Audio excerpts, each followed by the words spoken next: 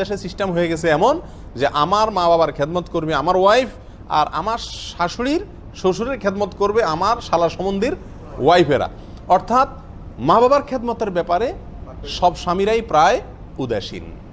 স্ত্রীদেরকে বাধ্য করে যে আমার মা বাবারই তুমি খেদমত করবা, তোমার মা বাবার দেখান তোমার দায়িত্ব না। এটা স্বামীদের ভুল এবং বাড়াবাড়ি। এই জিনিসটা স্বামীদের খেয়াল করা উচিত, মনে রাখা উচিত। মা বাবার সাথে সম্পর্ক ছিন্ন করতে বাধ্য করা, মা বাবার সাথে যোগাযোগ না করতে দেওয়া, ভাই বোনের সাথে যোগাযোগ না করতে দেওয়া, এগুলো স্বামীদের বড় ধরনের অন্যায়। যদি এরকম করেন আল্লাহর কাঠগড়া আসামি হিসাবে স্বামীরা দাঁড়াবেন। স্বামীর মা বাবা অর্থাৎ শাশুড়ি শ্বশুর এদের খেদমত করা মেয়েদের জন্য শরীয়তের পক্ষ থেকে ওইরকম জরুরি না যেরকম জরুরি নিজের মা বাবা এবং স্বামীর খেদমত করা। তবে হ্যাঁ, স্বামীর মনোরঞ্জনের জন্য, স্বামীকে সন্তুষ্ট করার জন্য, স্বামীর দায়িত্ব আদায় করতে সহায়তা করার জন্য, যে স্বামীর দায়িত্ব বাপ মার খেদমত করা হবে ছাড়া আমার সংসারের জন্য